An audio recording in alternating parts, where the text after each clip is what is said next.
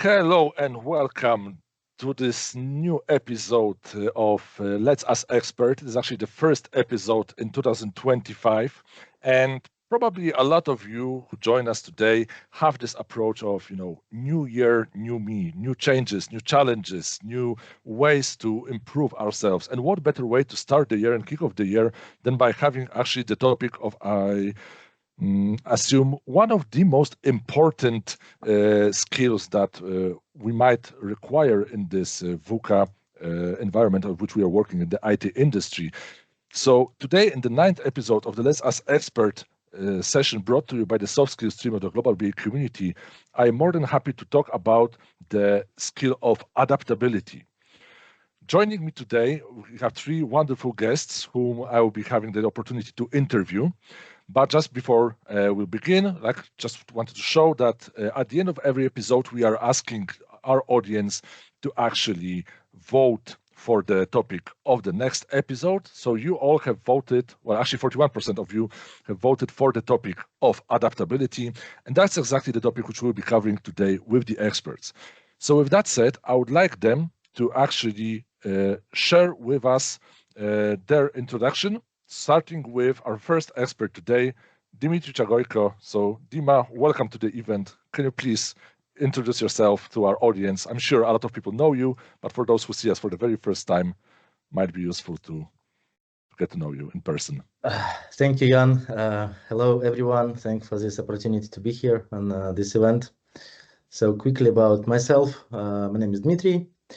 A small excursus to the history. I joined EPAM in 2005 as a test engineer.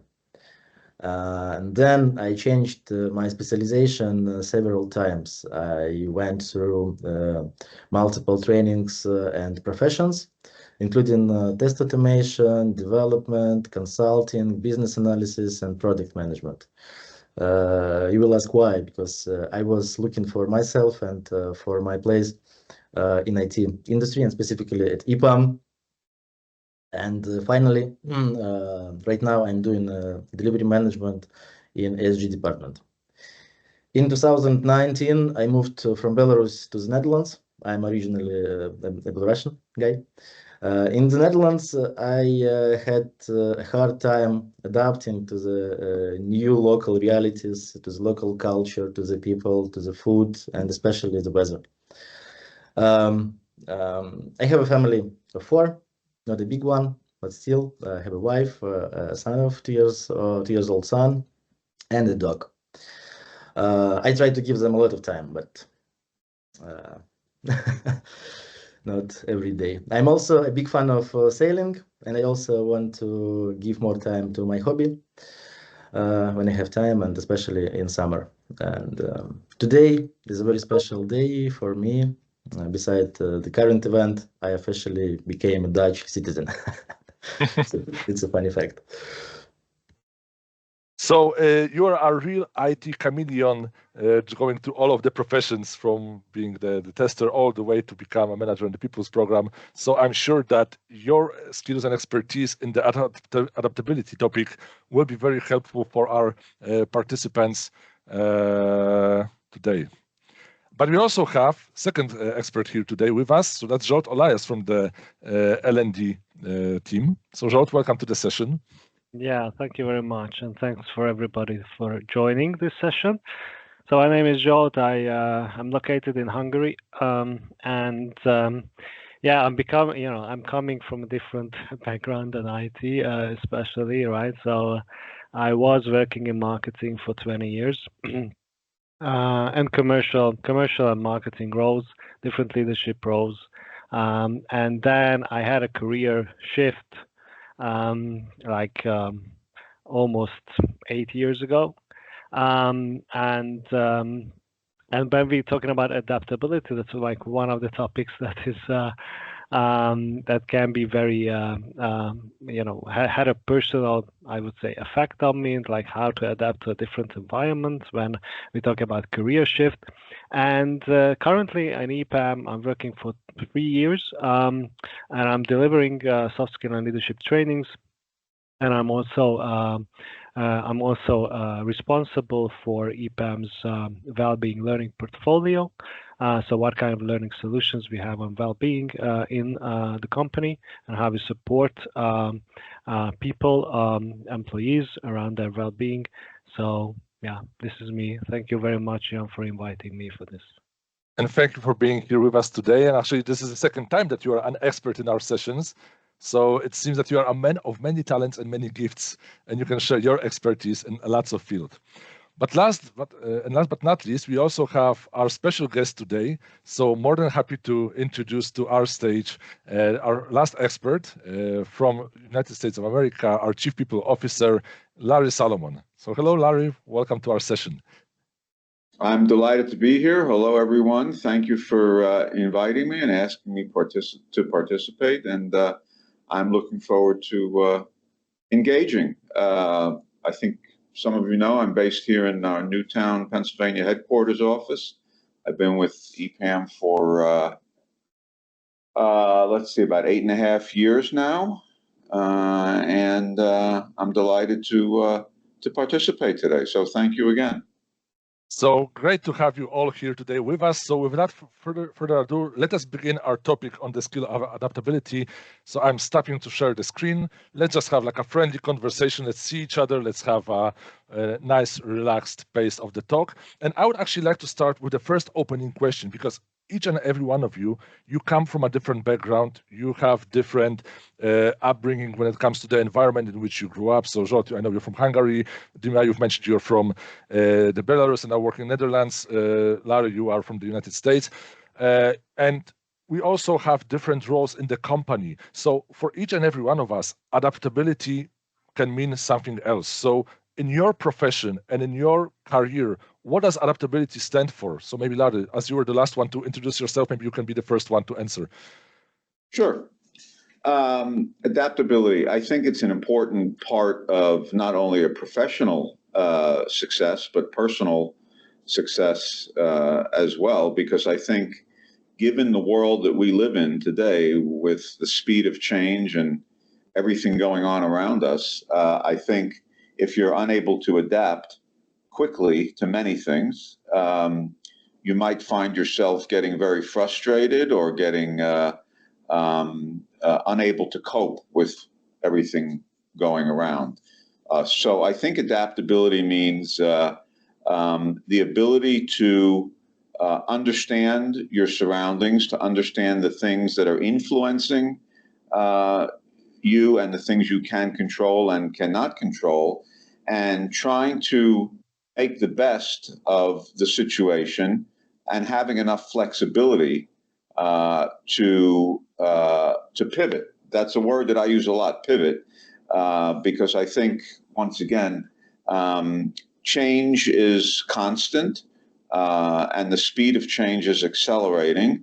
What took 5 years ago is now taking 1 year, and in 5 years it's going to be 5 minutes. So things are happening very quickly around us, and I think the most successful people, once again, personally and professionally, will be those that are able to understand the changes, pivot, and adapt, which means to accommodate the changes, learn from them, digest them, and make the most of the situation. I think this is also something very nicely recognizable in children, because I remember, Dmitry, probably you will agree with me, I now have a very young son that is already able to use the tablet or the mobile phone at the age of 3, whereas, when I was 3, my mother was stopping me from eating sand, for example, in the sandbox, right? So kind of like also the evolution of the children happens quite rapidly. But also, Zsolt, what does adaptability mean for you, and what does it bring into your career, and how you use it? What I would highlight is like this is not a passive reaction to things like changes. So when sometimes when we use this word adaptability, we think about, okay, so something happens to us like as a change, maybe unexpected change, and we react to that somehow. But it's not just a passive reaction, it's basically an active process for me. So like, how do we get the best out of this situation, and saying, okay, so what can I do and think, and how can I think, what can I do in this situation which is best for me, best for the team, best for the organization, best for the customer, when we have those changes. But also these frustrations, Rally mentioned, these frustrations when we have this lot of things coming at us. So I think adaptability is not just coming up with new ideas and how we can adapt to changes, but also knowing what our reactions are in those changes and how we react. What are the emotions that are coming up for us, and how we can regulate and manage those emotions, like frustration or like this kind of uncertainty. So I think that is also the skill, how we can regulate those emotions and manage our stress responses in a way. Definitely, especially since emotions are not always the good advisors, right? I mean, when they get the better of us, sometimes we might react instantly, not necessarily with the best approach and the best outcome, right? Yeah. And Dmitry, exactly. When it comes to you and when it comes to your role of chameleon, switching from one position to another, and so I totally agree with Larry and with Zsolt that adaptability means being maximum agile and maximum flexible and responsive, especially in such environment that is as dynamic and fast-paced as EPAMs. And being adaptive involves anticipating changes, effectively managing resources on the project, being technical guy, I know what I'm saying, and ensuring that you yourself and your team is aligned with the goals of your company and the strategies of your company. Specifically in my role, being a delivery manager right now, it's about being proactive in planning for potential shifts in project scope, in priorities, in organizational goals. It means maintaining a flexible and agile project management approach that allows at any minute to pivot as needed without losing the right momentum and compromising the quality of the final result of the product you're working on. Not to mention that I think it's also quite important to still stay aligned with the client centricity, meaning that we are still focused not necessarily only on the functionality itself, but also what kind of value does it bring to the customers, external users. Right? So I think that's also quite useful to still keep that in mind, because what was maybe a critical requirement 3 years ago on a 3-year long project, right now might be something completely different, right? But also looking, like I mentioned, I will refer slightly back to the overall experience of all of you. And we've all experienced the last 5 years and the situation around the world in different ways, starting all the way from the pandemic and from being in lockdown. So my question I have for you is, how did the skill of adaptability help you to actually be still engaged, motivated? What's the secret behind still finding motivation and being relevant in the day-to-day activities? So Dima, maybe just because you again went through so many steps in the career, what made you motivated and what made you adapt to those new positions and new challenges? I have in mind a wonderful Slavic proverb: by avoiding the wrecks, we lose valuable experience. That means when you step on the wreck, every time you get hit in your forehead. So as I mentioned, I had a transition from business to non-production, from a product manager position to people management in ESG department, and now work as a delivery manager. And this switch was very, very challenging for me, but at the same time, it gave me lots of opportunities. This shift not only involved a new environment and completely another set of responsibilities, but it also required me to build the relationship with new internal stakeholders and leading new teams, new people, build a new network around me, and managing these changes and staying motivated for me required a strategic and mindful approach. First of all, it's constant learning. That was at the heart of my adaptability strategy, let's say.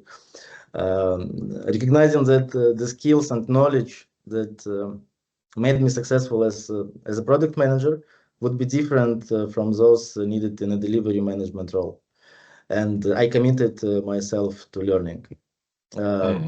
So as we know, we have tons of opportunities within EPAM for skilling up and for learning.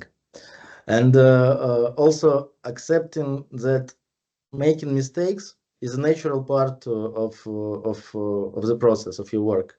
And it was also very important. Not to be discouraged by mistakes. Not always. This is your experience. In the initial stages, when I moved to new positions, there were instances where my decisions didn't yield the expected outcomes. However, instead of letting these setbacks discourage me, as you said, I use them as learning opportunities. I analyzed what went wrong and adjusted my approach accordingly. There is also this very nice saying that there are no experienced sailors on the calm sea. Right? So the more turbulence we have in life, the more experienced we can be, right? Yeah. So, Zsolt, a question to you, because you've transitioned from having your own business, to become a member of EPAM. So that also kind of required a bit of adaptability to adapt to the structure of the company. And how do you find yourself in this new type of environment? Yeah, totally. So, what I want to mention is like every change has benefits and losses.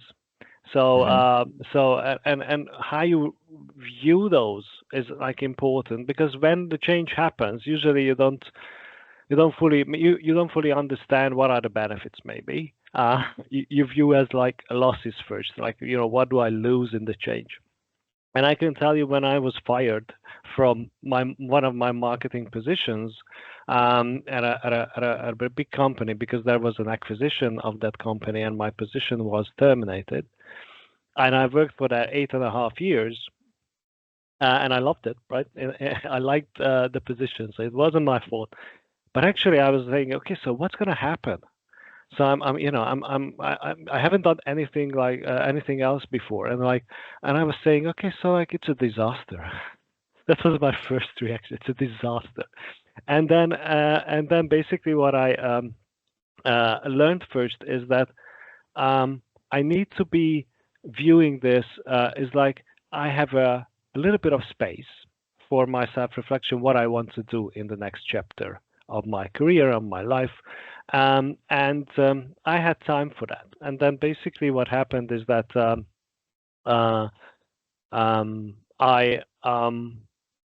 I started learning as well. I actually was trying to find out what I want to do, what I actually am really interested in. And what I was always interested in is developing people. And this is like as a leader as well. And this is what, set me in a direction, a different direction. So I was starting to learn. I was starting to practice a lot and fail a lot in that new profession. And then I realized that looking back, I can say that this change was one of the best changes of my life. However, at that point of time, I saw it as a disaster. So what you can do in those changes is basically trust that things are going to turn out okay, and you look for the benefits. Like, what can I learn from this? And also, like, what opportunities this change will provide me apart from the losses. And this actually helped me a big time. I think this is also something that we are sometimes paralyzed by the change. We like our comfort zone, our homeostasis, that we don't want to necessarily get out of the comfort zone, and sometimes we get blocked by it, that we might have a dream to pursue, but we are just too set in our ways and like too afraid to make that step. But when a situation like that actually happens, that we are either, I don't know, released from the project, terminated our position, then we might just have this, thinking that it might be a blessing in disguise. That actually, okay, this situation is already here. Now, how I can benefit mostly from it. Larry, you being overseeing the overall people operations from EPAM all over the world, I'm sure adaptability and communication comes in very handy because you are talking with people from all over the world. You need to reach out to them with the EPAM mindset and EPAM strategy, but reach out to them in a different way, as every culture might communicate differently, right? So I also assume this is a very useful skill for you to have. So how does that reflect in terms of your reaching out to other countries, connections, peoples, and how adaptability helps with your day-to-day work? Yeah, I think, first of all, I agree with the great comments that my colleagues here have made. And I think it was Zsolt that just said something that reminded me. Many, many years ago, I remember I was standing in line to get through airport security somewhere. And the guy in front of me had a T-shirt on, and the back of the T-shirt said, if you're not living on the edge, you're taking up too much space on this planet. And this was many, many years ago, and it stuck out in my mind, and I'll repeat it. It said, if you're not living on the edge, you're taking up too much space on this planet. And I've always thought about that. I've always had that thought in my mind. And when we were talking about getting out of your comfort zone, I do think that adaptability requires you to occasionally or often force yourself to get out of your comfort zone. And it's uncomfortable to get out of your comfort zone. But in the world we live in, it's a requirement nowadays, I think. But to get to your question, yeah, I'm fortunate enough, and I have the responsibility to deal with a lot of people from all over the world with a lot of different situations. And one of the things that I have tried to understand is you have to deal with people in different situations, in different cultures, differently, based on the situation, based on even something as simple as how I communicate verbally with people and how I use humor and some of the expressions that I might use that Americans will understand. But if you say it to somebody outside of the US, they might not interpret it the right way, or they might not understand it. Just like I don't understand certain things that they say to me. So I think understanding your audience in a communication, whether it's a verbal communication or written communication, and being able to adapt your communication style, tone, words is extremely important when you're dealing with people from different cultures and different backgrounds. I think there's also an important situational component. You have to adapt your communications based on the situation. If there's an emergency situation that I'm dealing with, I'm going to adapt my communications, as opposed to a casual discussion about something going on. And I don't think I do it perfectly, but it's something I'm always trying to improve and learn from different people around the world.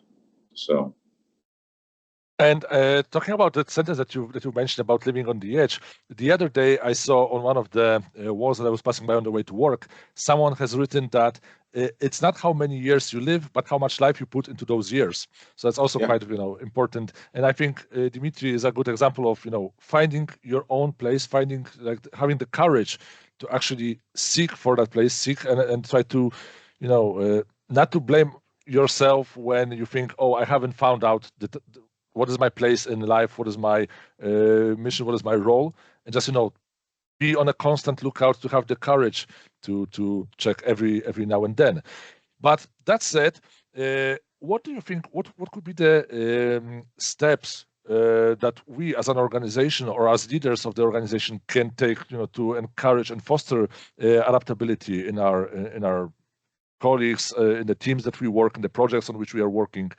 So, Zsolt, maybe let's start with you on this one, because Yeah, so I know you are doing a lot as a trainer.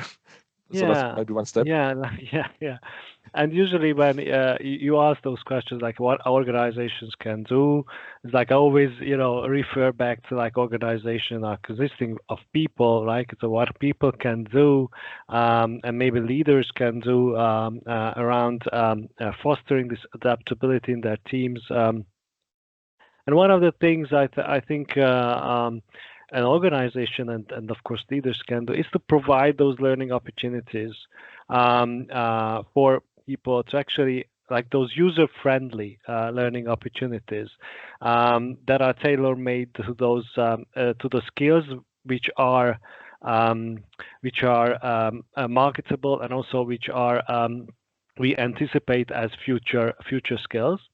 And this is what EPAM does, I think, really a really good job in. Like we have like this kind of availability of all the different learning solutions, whether it's hard skill, whether it's soft skill, whether it's leadership skill, whether it's like facilitated training, whether it's like a self-paced course, whether it's learning by doing, right? So like that we have lots of formats and also content around those. The other thing I think what organizations can do is how they can reward this kind of adaptability. So for example, how leaders can reward and celebrate adaptability in real life. So how leaders can spot, notice when people are being adaptable and maybe coming up with new ideas around the change, or also facilitates change, so driving change, because sometimes it's very important not just to react to change, but driving change before change is painful. So so what I would say is like also like spotting, noticing what the team is doing well around adaptability, highlight that in a team, and just celebrate it and reward those things around this flexible behavior or adaptability behavior. So those are like two things I would mention. I could mention a lot more, but like I just won't take up the most of the time here. But like this is important, like how we can bring closer this kind of learning interventions to teams, to people, and also saving up time, because like time is like some kind of a very scarce resource for us, and like how we can get to the learners quickly with the right skills. Mm-hmm. Larry, Dmitry, any comments and anything to add on this? Maybe first, maybe one more point. Again, from my experience, I would say that encouraging your teammates or employees of an organization to contribute is also powerful thing, because empower employees by giving them autonomy in their roles and encouraging them to contribute ideas that can help the business. This is great, and this empowerment can lead to a more engaged and adaptable workforce, as team members feel their input is valued and that they can make a real impact. And of course, it's a corporate culture of innovations. I like how it happens at EPAM. Our culture of innovation is deeply embedded into EPAM our core DNA. And don't be afraid to allow people to experiment with their ideas and technologies. So it's normal.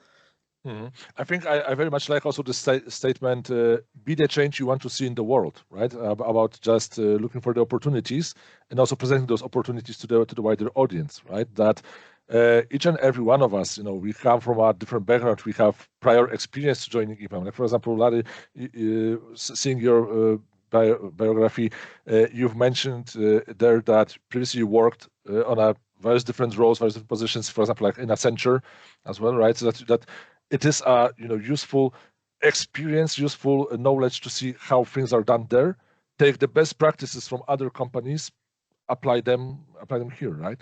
So what would be those kind of best practices that you can also recommend for our leaders and our managers to apply when it comes to adaptability, to foster that skill? I think one of the most important skills, and I talk about this a lot, is the ability to listen. It's one of the most powerful skills that people have, and it's probably one of the most underutilized skills that many people have. And, I always believe in God gave us 2 ears, 1 mouth. We should use them proportionally. I believe in that because the power of not saying anything is extremely important and extremely powerful.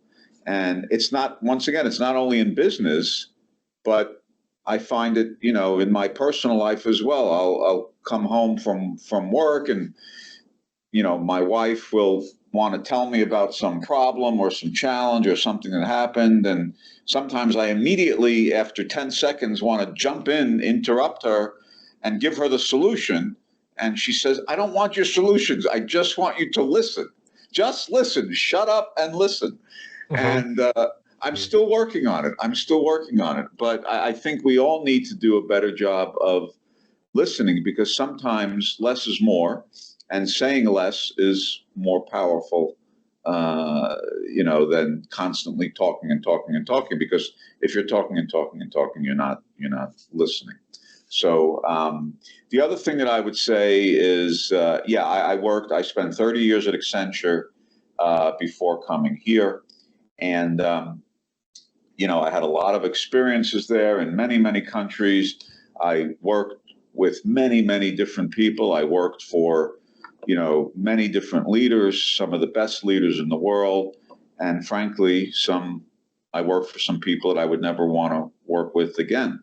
But the important thing is there's always a learning experience that you can take out of these situations. Even in the worst situations, there's something to learn. So I had a few bosses in my life, in my professional life, that I didn't like working for.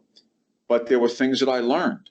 As miserable as I was, there were things that I learned. And I learned certain behaviors from those people that I never want to duplicate or emulate in my career going forward. Okay. So, one of the bosses that I had at Accenture for quite some time, who to this day is a mentor of mine, the former CEO of Accenture, he used to say, Larry, there's only 2 types of people in this world. It's pretty simple. There's winners and there's victims. Winners and victims. And he said, and you can decide which one you want to be. The winners are the ones that will take any situation, figure it out, and make the most of it. They will adapt. The victims will always be blaming something or somebody else for their problems. And it's up to us to decide whether we want to be a winner or a victim. Now, clearly, that's an oversimplification of the very complex worlds that we live in. But once again, it was another nugget that stuck out in my mind. And I think that's also quite important, again, to treat. Sometimes, I heard the sentence, at EPAM, we don't have problems, we have challenges. Whereas I like to take it one step further and say we don't have challenges, we have opportunities. Because we have, for example, opportunities to, influence the company life. We have opportunity to influence our customers with the project and delivery of the solution. We have the opportunity to, just make the world a better place. We always have an opportunity to learn something new in every situation. Right? People describe EPAM as a technology company. People describe EPAM as a services company. People describe EPAM as an engineering company. I also describe EPAM as a learning company. And it's lifelong learning. You can never stop learning. I have a 93-year-old mother. Thank God she's still living. And, she learns something every day. I learn something from her every day. It's even at that age, you can still learn new things if you have that attitude, if you have that approach to life. Definitely. I mean, open-mindedness is a great thing to have. And also, I completely agree with you about this listening skill, because I don't know how it is in your countries, but sometimes when I see the debates between the politicians, it's not always about listening to what the other person has to say and replying with constructive arguments, but it's more about overshouting the other person. And I think this is not the style of communication.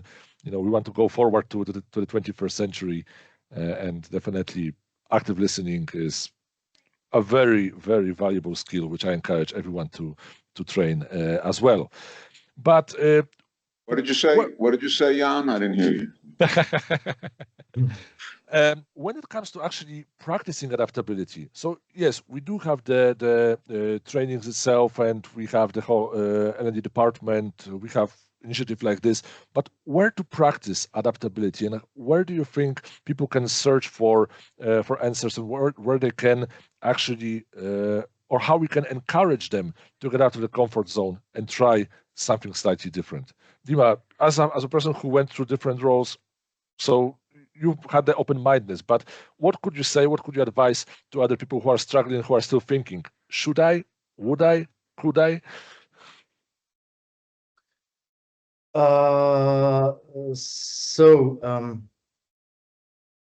Should or would, it's good. So first of all, my advice would be, I have another saying in my mind. So don't work 12 hours a day. Work with your head. And so our tech landscape is constantly changing and evolving.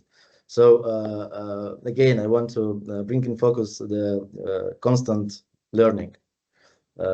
Staying up to date with the latest technologies, the methodologies and best practices, especially which are relevant to your field and to your profession.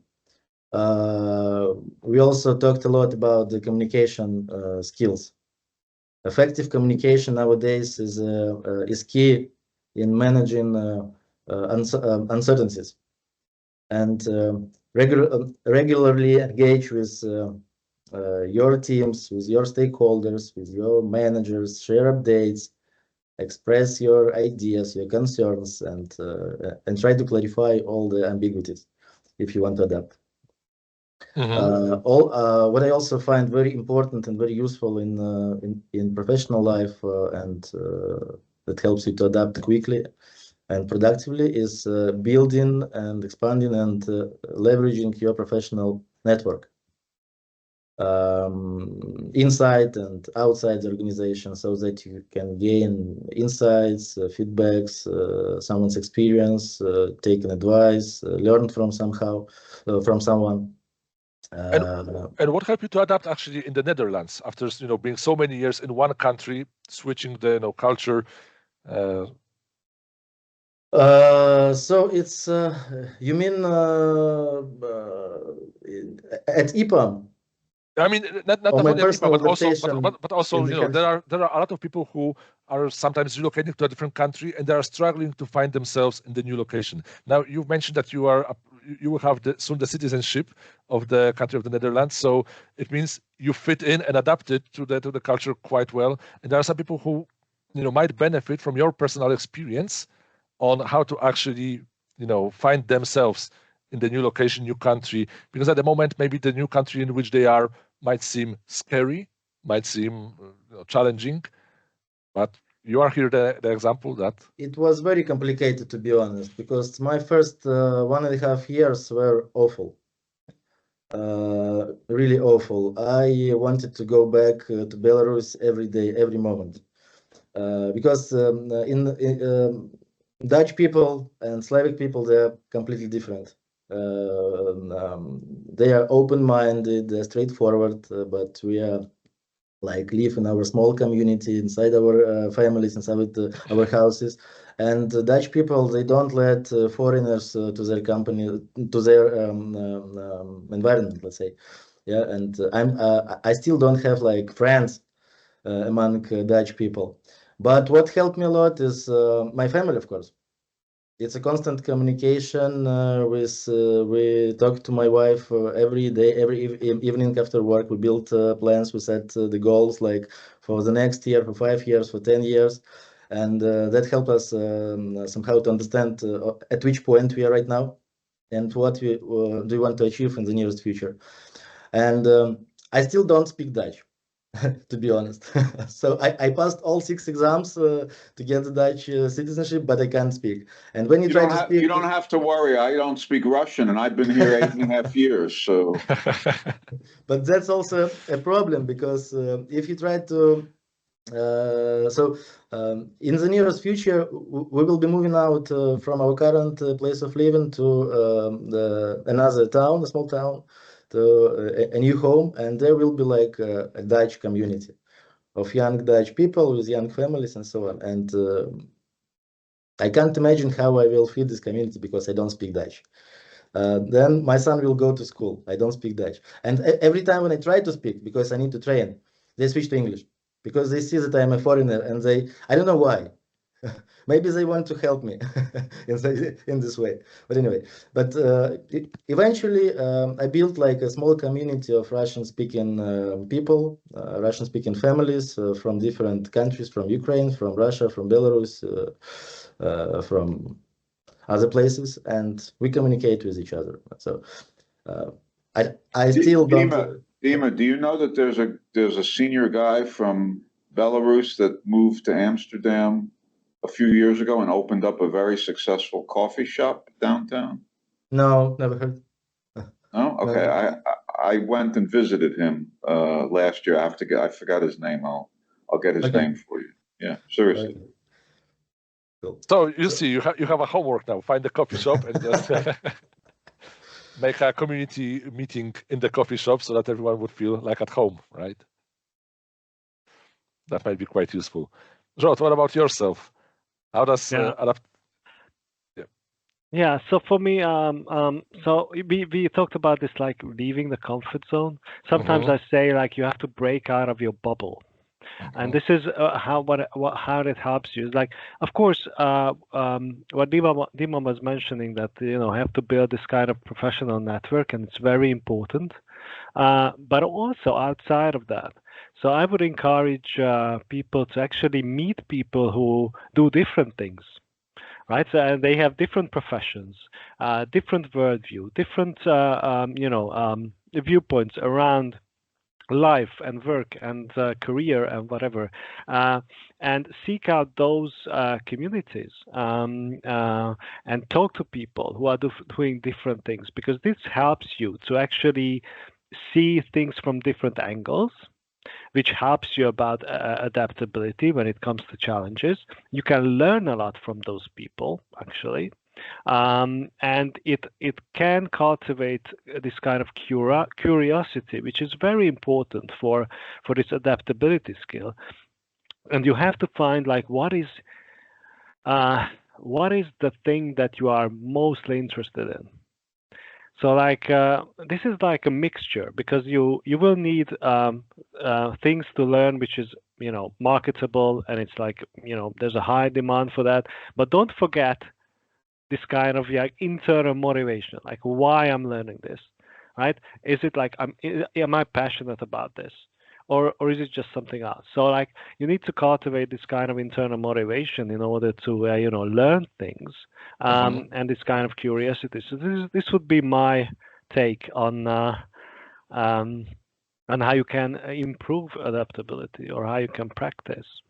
This is also quite interesting. I mean, we have those so-called smart algorithms that if you are watching a certain video on YouTube, you will receive more and more recommendations, but of the same type. Because if you've been interested in one thing, and I will use the US analogy, I don't know whether it will work very well, but if you have two parties, Democrats and Republicans, if you're watching Democrats videos, for example, you will get more and more of recommendations to watch more of the same content, right? Whereas sometimes it's quite important to actually see that there is the other side of the coin, and to kind of like, those smart algorithms not necessarily are very smart, because they don't show us that other side of the coin. So Larry, I don't know whether that's a good analogy, but just thought, just to share with the audience. Yeah, no, the U.S. political situation is a good subject to point at nowadays. So it's very appropriate. So because it's a bit of a mess lately. So, well, no, not necessarily want to dive deep into the politics itself, but just showing the work of those algorithms that you will just get those recommendations, from one side. If you, like I said, I don't know, if I watch football videos on YouTube, I will get recommendations for more football videos. I will not get the volleyball, or I will not get the basketball, right? And that's why I think it's quite important to see that there are other sports to play as well, right? And just have this open-mindedness. Yep. At this particular, stage in the career, when you are the chief people officer, you are the senior vice president of EPAM, right? There is still a lot of potentially opportunities and challenges. So, from one point of view, from another point of view, someone might think, "Oh, you've seen it all, you've achieved it all." So, do you think you still need to adapt to the world? Do you think that you still need to, keep this sharp focus on the everlasting environment, or do you think it's now a bit more easier being where you are?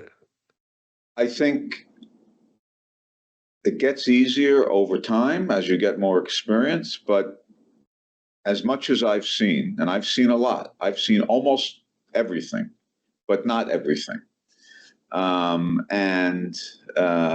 It's difficult to surprise me or shock me because I've seen so much, but there's always new things going on, and there's always going to be new things going on. So my mind is always open. It's always open. And sometimes I say to myself, oh, I've seen it all already. I've been working for, 38, 39 years. I've seen it all. No, I haven't seen it all. There's always going to be a new surprise. There's always going to be a new situation. And I have to force myself, as experienced as I think I might be after working for so long, I have to force myself to become adaptable to these new things that I'm going to see and these new experiences, because they're going to continue.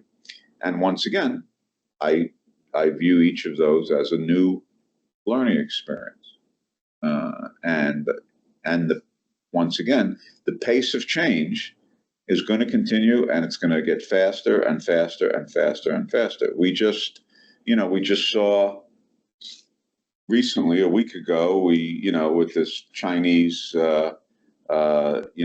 DeepSeek, right? The U.S. companies are spending billions of dollars to develop these programs, and China just unveiled one that cost $6 million, and is faster and better and cheaper, and and uses ordinary chips, and who knows, right? And those innovations and those new realities are going to continue, and it's going to force all of us and businesses to adapt. I think that's going to be critically important going forward. And those who are unable to adapt or unwilling to adapt, I think, are going to miss out on a lot. And there is also this, sometimes the feeling, and probably Dima, as you've been working on many projects, same as I have, it's kind of a scary feeling whenever you are already, let's say, 2-3 years on a project, on a position. You know the process, you know the people, you know the tools, and suddenly you're being switched to a brand new project where you don't know anyone, anything, and then the imposter syndrome kicks in. Because on the first day of the new project, you want to have the same performance as you have on the last day on your past assignment, right? So how not to get this imposter syndrome get the better of you, and how not to be paralyzed with fear, and just not to get overwhelmed by the stress. Yeah, you're absolutely right. Every time when I can't say about project, because still, if you just go from one project to another project, you're still within your current profession, your current expertise. You utilize your knowledge in this role. But when you switch to completely different role, it drops to 0 point every time, and all your recent progress it becomes your experience. And you have to grow again. But when you progress in your new role, in your new profession, new position, with every step, new doors, new roads are opening. And this is a question of self-learning and pimping up your experience, learning new tools. A good example with using the Gen AI toolset. Initially, when I heard about the ChatGPT, I used it to find recipes for cooking. Okay, that's Yeah. unorthodox. Yeah, but now I consider it as AI-enabled solutions, because right now I'm building an EPAM internal solution using AI as a component of the solution. So with each step, you just get more experience and you adapt to your situation, your reality. Zsolt, Lara, do you sometimes get the imposter syndrome in your profession? In what kind of situations? Yeah, always. Always, okay. Right. So when I'm starting something new, or like for example, when I deliver trainings and there's a new training, right? I need to deliver, which is like very often. And then I get like I have this kind of like feeling that okay, so is it going to be perfect the first time, right? And of course not.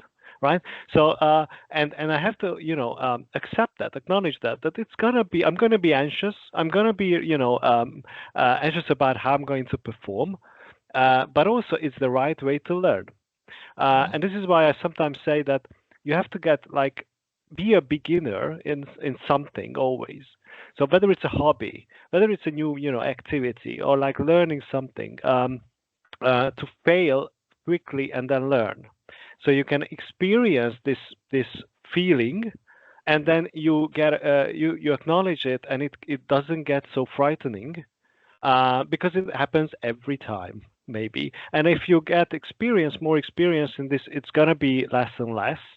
But it's gonna be there. You just have to manage it, acknowledge that it's gonna be there. You're gonna be anxious, and it's okay. It's your body's response to this new challenge. So it actually prepares you to cope with that challenge. So, so I have this, and this is how I cope with it. That it's not gonna be 100%, and it shouldn't be for the first time, because this is how I learn. So just allow yourself the gradual growth, right? And just step by step. Yeah. Larry, what about yourself when it comes to like the imposter syndrome, or maybe even, for example, I'm sure you've done a lot of talks or a lot of conference appearances or a lot of town halls. When we have for example, soon we will have another stream conference, probably. So, do you still get the stage fright when you need to appear publicly, or it's just now comfortable for you? It's comfortable, but of course there are certain situations where everybody gets nervous or anxious, or you're not sure about something. Look, imperfection is beautiful. It's human. There's no such thing as perfection. There is literally no such thing as perfection. It doesn't exist. It exists maybe in the AI world somewhere, but when you see these beautiful things on the screen, beautiful people, they're all made up. We should be fortunate that we can still hone our skills, learn things, make mistakes. You learn from failures. I agree with that point. And it's perfectly human. It's perfectly normal. People that don't get nervous in certain situations or don't get anxious, they're not normal. They're just robots. So it's good to have emotions every now and then. Absolutely. As we are approaching the end of our session today, I will quickly share the screen with you when it comes to the voting for the next episode. So I'm also sharing the link in the chat for our participants to vote what will be the topic of the 10th episode. But as we wait for the votes to appear in our session today, I would like to ask one final question to each and every one of you. Knowing what you know right now, what kind of advice would you give to yourself at the start of your career when it comes to adaptability? So maybe Dmitry, let's start with you.